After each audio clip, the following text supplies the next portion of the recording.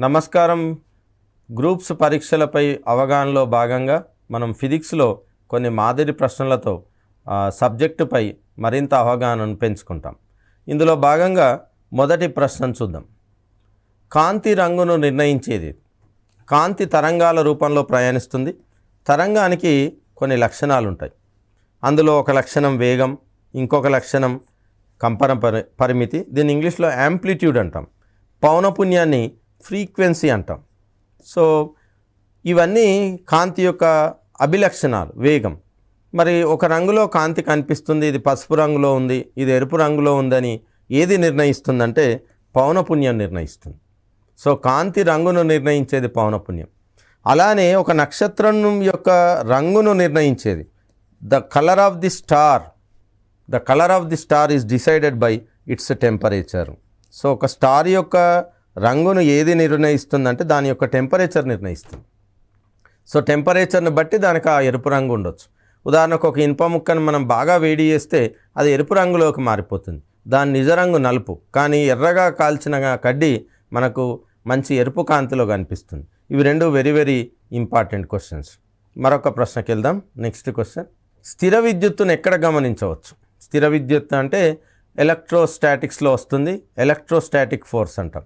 స్థిర విద్యుత్తు అంటే కదలకుండా ఉండే రెండు విద్యుత్ ఆవేశాల మధ్య పనిచేసే ఆకర్షణ లేదా వికర్షణ బలాలు.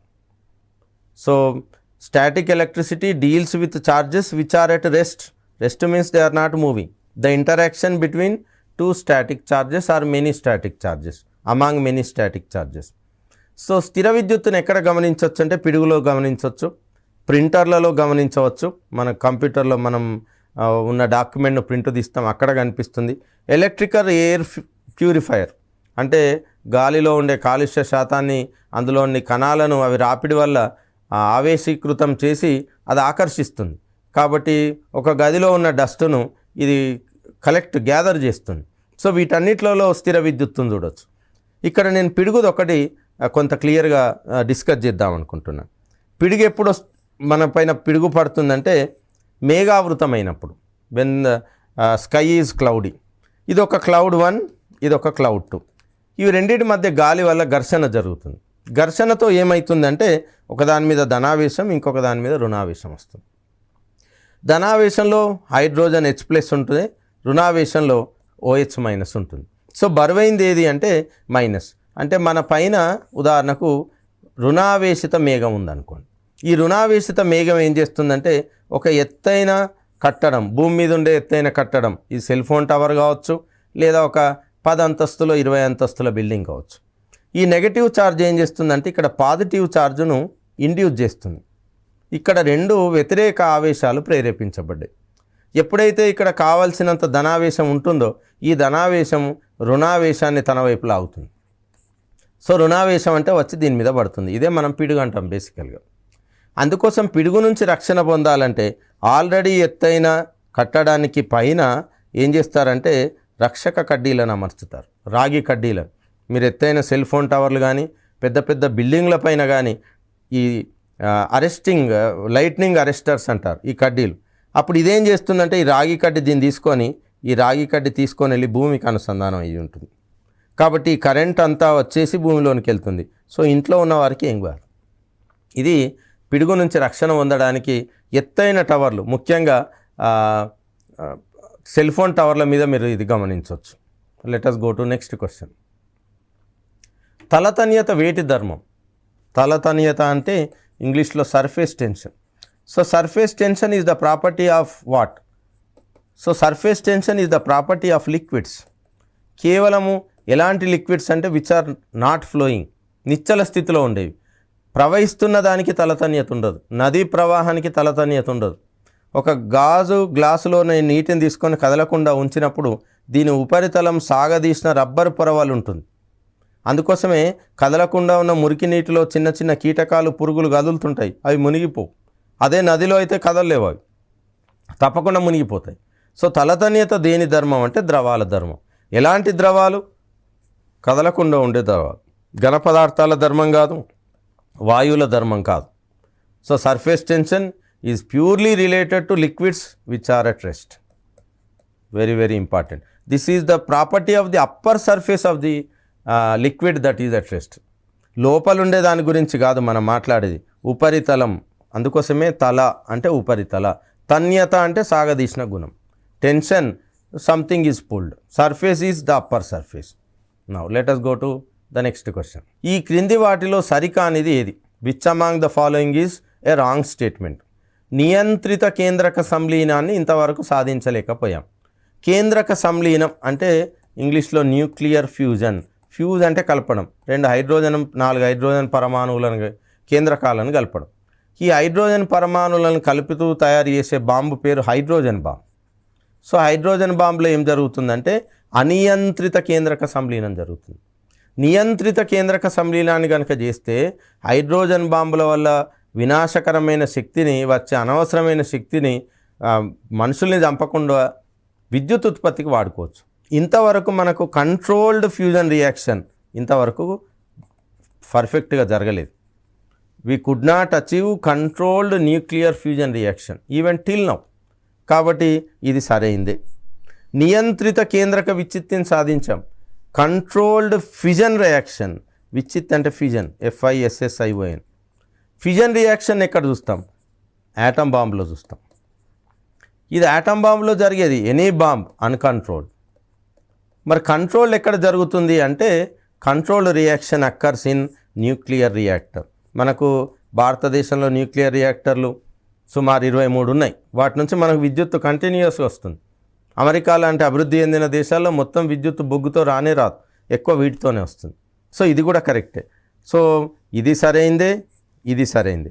అణుబాంబు హైడ్రోజన్ బాంబుల్లో జరిగే చర్యలు ఒకే రకమైనవి, ఇది రాంగ్. నేను ఇక్కడనే రాసా, యాటమ్ బాంబులో జరిగేది ఫిషన్ రియాక్షన్, హైడ్రోజన్ బాంబులో జరిగేది ఫ్యూజన్ రియాక్షన్. ఇవి రెండు సేమ్ కాదు, ఒకదానిలో కలిసిపోతే ఒకదానిలో పెద్దది విడిపోతుంది. కేంద్రక సంలీనాన్ని అధిక ఉష్ణోగ్రతల వద్ద జరిపే పాత్రని టోకోమాక్ అంటారు. ఇది సరైందే. సో మనకిక్కడ సరికానిది ఏదని అడిగాడు కాబట్టి మన జవాబు సి. సో అణుబాంబు, యాటమ్ బాంబు, హైడ్రోజన్ బాంబు ఎగ్జామ్స్లో చాలా మార్లు రిపీటెడ్గా అడిగిన ప్రశ్న. కాబట్టి అభ్యర్థులు ఈ యాటమ్ బాంబులో ఏ చర్య జరుగుతుంది? యాటమ్ బాంబులో అన్కంట్రోల్డ్ ఫ్యూజన్ రియాక్షన్, హైడ్రోజన్ బాంబులో అన్కంట్రోల్డ్ ఫ్యూజన్ రియాక్షన్, న్యూక్లియర్ రియాక్టర్లో కంట్రోల్డ్ ఫ్యూజన్ రియాక్షన్, నియంత్రిత కేంద్రక విచ్చిత్తి చర్య. సో వీటి మీద పూర్తి అవగాహన కలిగి ఉండాలి. నెక్స్ట్ ప్రశ్న, పిరమిడ్లో భద్రపరిచిన రాజు జీవించిన కాలాన్ని కార్బన్ డేటింగ్తో తెలుసుకునేందుకు ఉపయోగపడనిది which among the following cannot be used in carbon dating to know the life period of a king who died many years back, right. So ఒక పిరమిడ్ మనం చూస్తుంటాం, పిరమిడ్లో పూర్వం రాజులుగా శవాలను పాతిపెట్టే వాళ్ళని. సో ఒక పిరమిడ్ను కనుక నేను తవ్వి ఆ రాజు ఏ కాలంలో జీవించున్నాడు, ఏ తరానికి చెందినవాడు తెలుసుకోవాలంటే నేను కార్బన్ డేటింగ్లో రేడియో కార్బన్ వాడతారు. రేడియో కార్బన్ ఎక్కడ ఉంటుందంటే సహజ సిద్ధంగా వాయువులో కూడా ఉంటుంది. మనము వాడే కార్బను C12. ఇవి రెండింటిని రేడియో ఐసోటోపులు అంటారు. ఐసోటోపులు ఒకే పరమాణు సంఖ్య ఉంటుంది, వేరు వేరు పరమాణు భారాలు ఉంటాయి. సో కార్బన్ డేటింగ్లో ఏమవుతుందంటే రేడియో ధార్మికతను ప్రదర్శించేది 14, ప్రదర్శించనేది 12. ఒక వ్యక్తి తన జీవితకాలంలో చనిపోవడానికి ముందు అతని శరీరంలో ఇదెంత శాతం ఉందో ఇది అంతే శాతం ఉంటుంది, రెండు సమానం ఉంటాయి.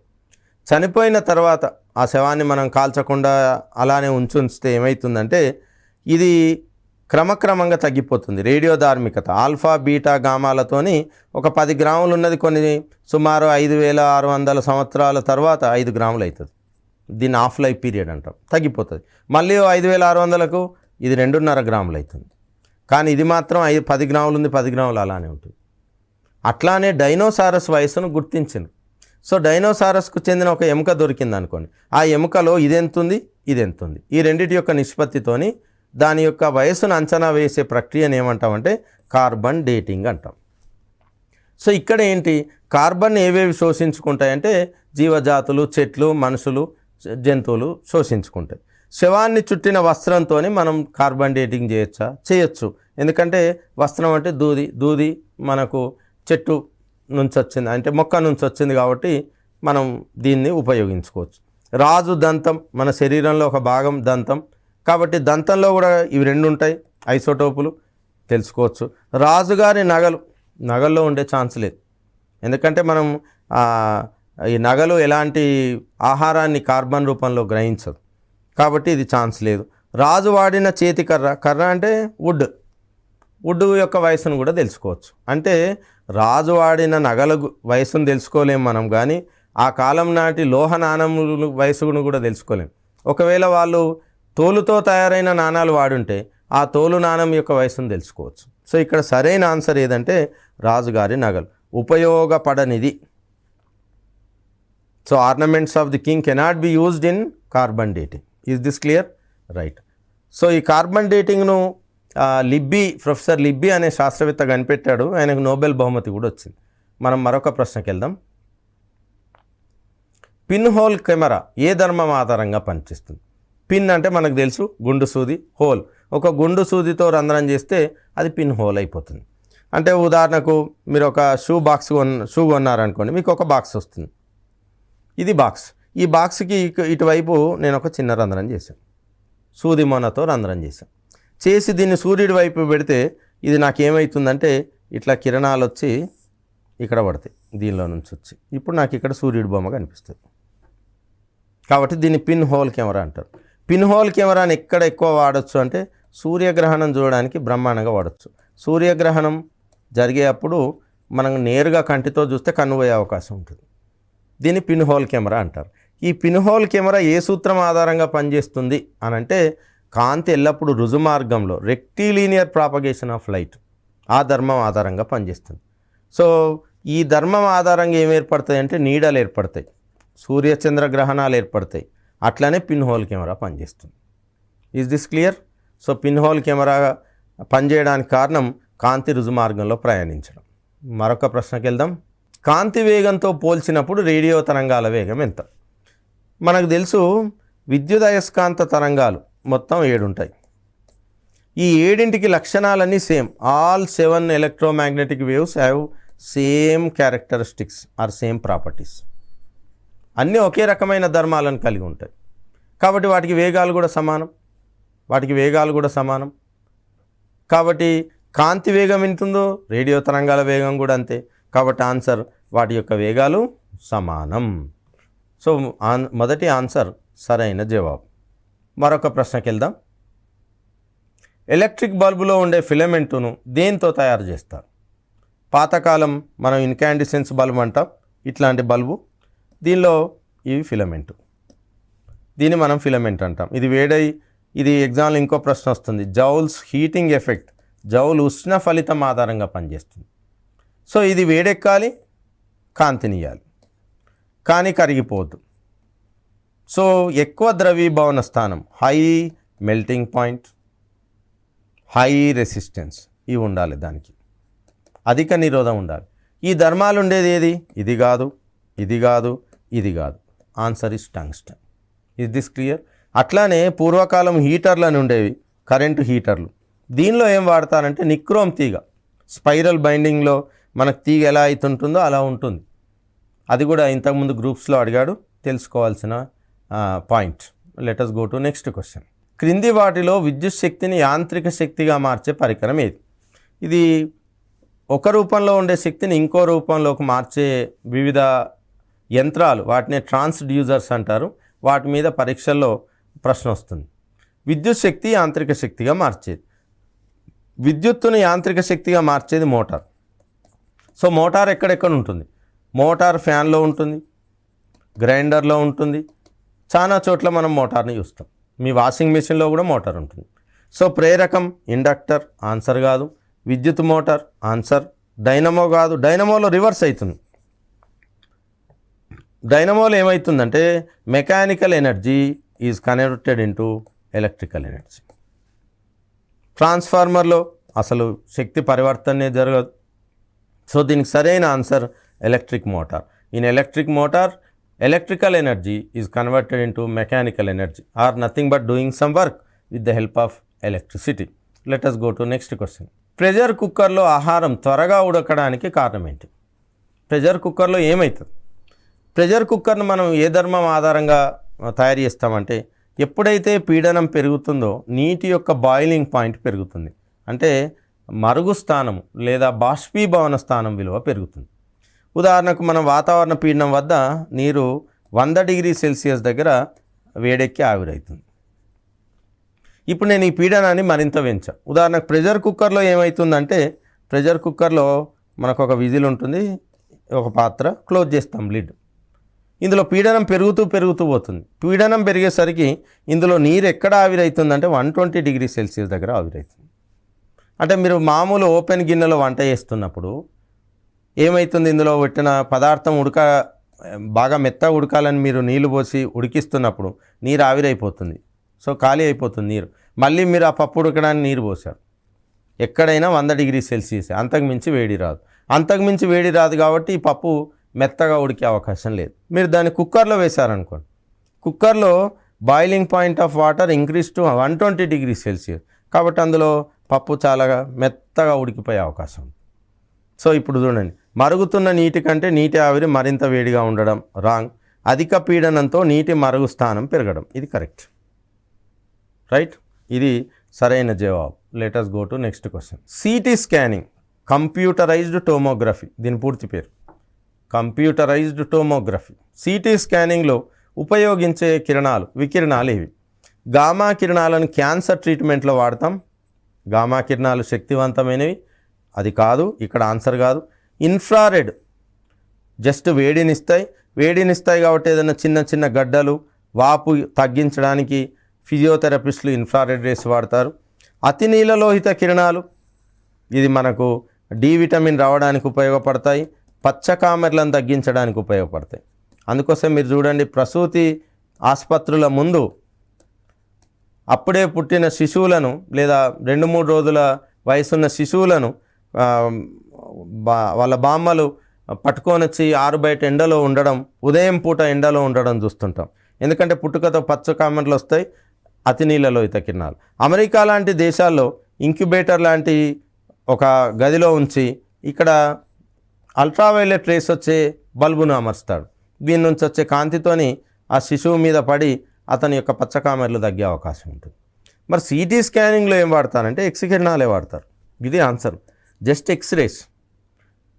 సో కంప్యూటరైజ్డ్ టోమోగ్రఫీలో ఏం వాడతారు అని ఇంపార్టెంట్ క్వశ్చన్కి ఆన్సర్ ఎక్స్రేస్.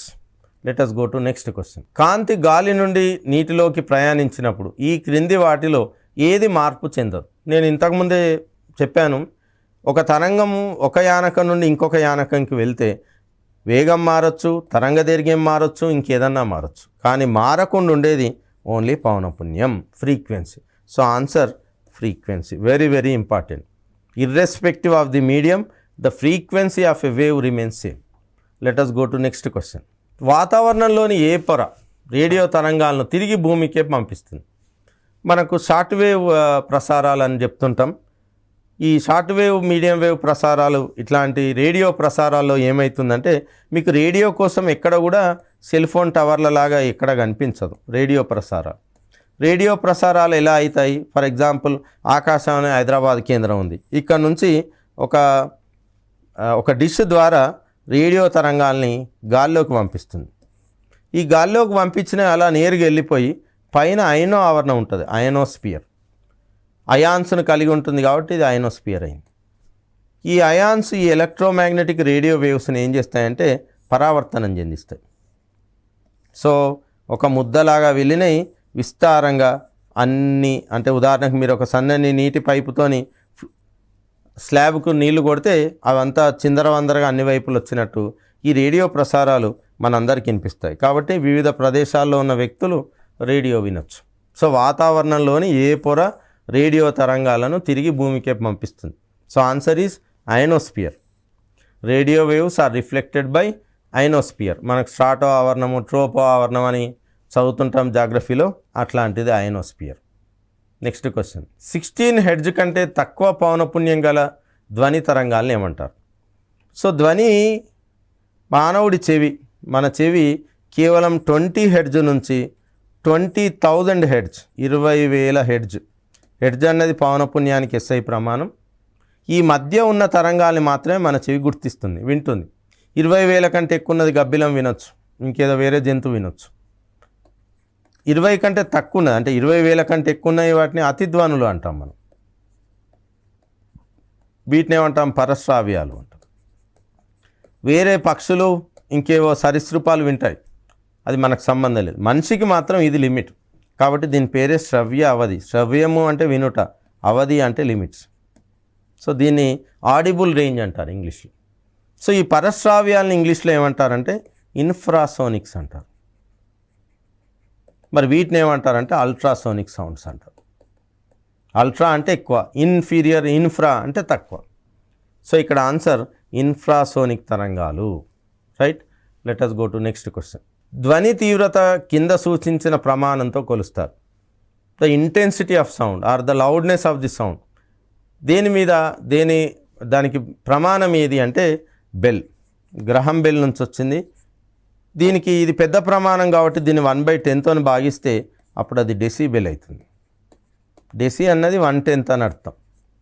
సో అందుకోసం ఇలా డీబీ అని రాస్తాం. 100 డెసిబెల్, 150 డెసిబెల్ అట్లా. ఇక్కడ డెసి లేకపోయినా ఆన్సర్ బెల్ కరెక్ట్. ఈ మెగా బెల్స్, పెబల్స్, క్యోనోబల్ ఇవి ఆన్సర్ కాదు. డెసిబెల్ అయినా ఉండొచ్చు, లేదా సింపుల్గా బెల్ అయినా ఉండొచ్చు. ఇవి ధ్వని తీవ్రతకు ప్రమాణాలు. Let us go to the next question. రాత్రి వాడే దృక్సాధనంలో ఏ రకమైన తరంగాలను ఉపయోగిస్తారు? ఉదాహరణకు నా దగ్గర ఒక టెలిస్కోప్ ఉంది. నేను పాకిస్తాన్ బార్డర్లో గస్తీ అంటే అక్కడ నుంచి నిఘా చూస్తున్నాం. సో ఒక చొరబాటుదారుడు మామూలుగా నైట్ టైంలో వస్తాడు. సో ఇక్కడ ఒక చొరబాటుదారుడు వస్తుంది. ఈ చొరబాటుదారుడు చీకట్లో నాకు కనిపించడు, ఛాన్సే లేదు. అక్కడ వెలుతురు లేదు కాబట్టి వాడు అక్కడి నుంచి వస్తుంది. కానీ వీడి శరీరం నుంచి నిరంతరం రాత్రైనా పగలైనా పొద్దునైనా పరారుణ కిరణాలు వెలువడతాయి.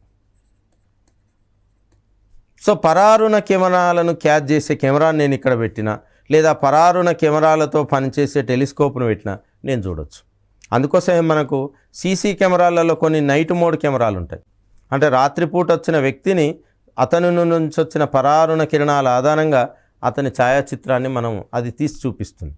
కాబట్టి రాత్రి వాడే దృక్సాధనాలు అవి కెమెరాలే కావచ్చు, ఇంకేమన్నా కావచ్చు.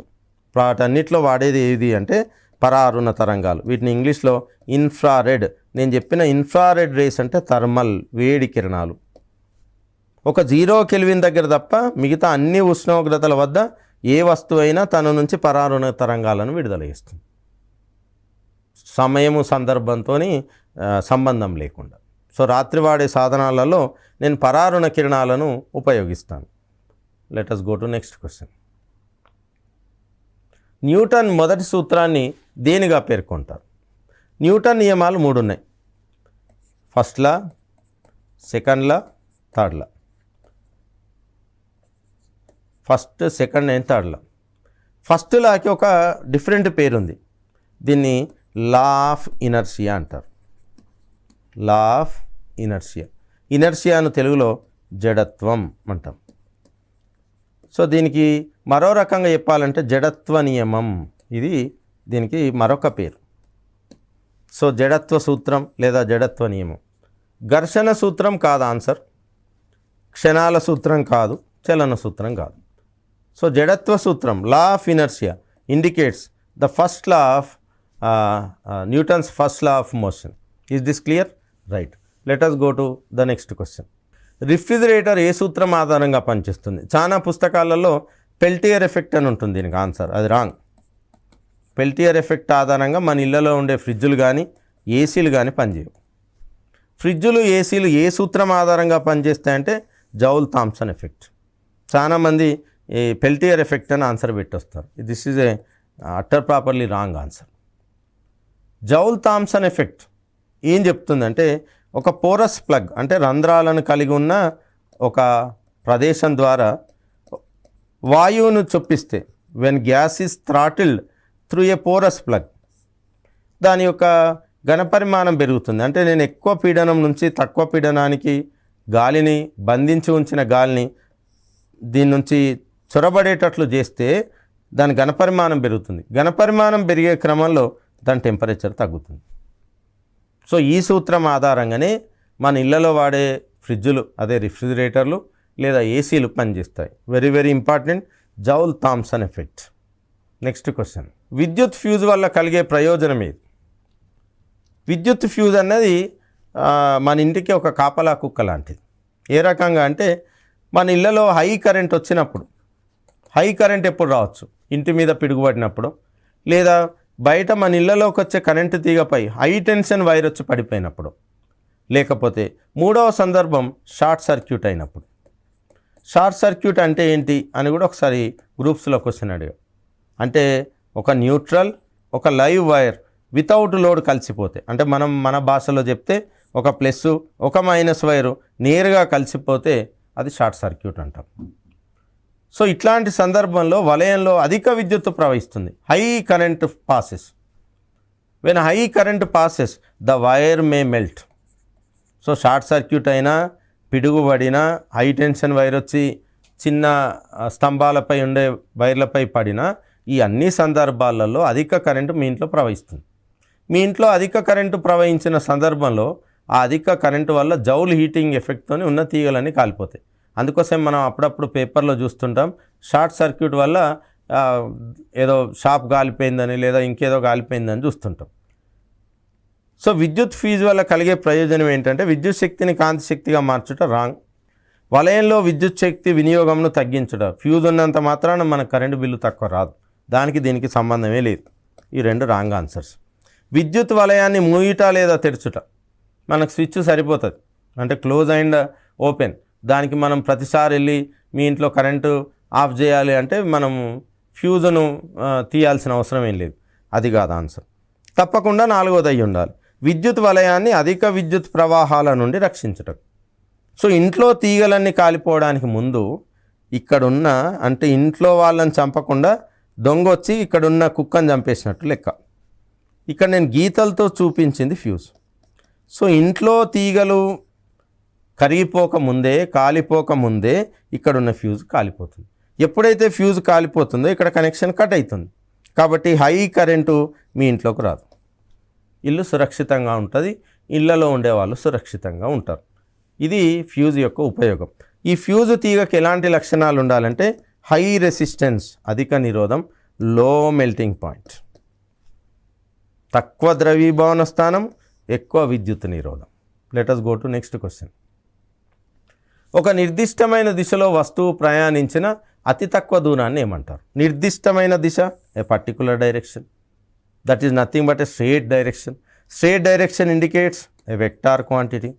ఇందులో వెక్టార్ క్వాంటిటీస్ రెండు ఉన్నాయి, వేగము, త్వరణము, ఇంకొకటి స్థానభ్రంశం. సో ఇలా ఇష్టమున్న దిశలో వెళ్ళే వ్యక్తి యొక్క మొత్తం ప్రయాణ పొడవును ఏమంటాం అంటే దూరం అంటాం. నిర్దిష్టమైన దిశ, స్టార్టింగ్ పాయింట్ నుంచి ఎండింగ్ పాయింట్కి నేను ఒక స్ట్రేట్ లైన్ గీసుకుంటే దీన్ని స్థానభ్రంశం అంటాం. So in English this is called displacement. Displacement is the shortest distance. Displacement is the shortest distance. So answer స్థానభ్రంశం, నాలుగవది సరైన జవాబు. మనం ఇంతవరకు కొన్ని మాదిరి ప్రశ్నల ద్వారా ఫిజిక్స్పై అవగాహనను పెంచుకునే ప్రయత్నం చేశాం.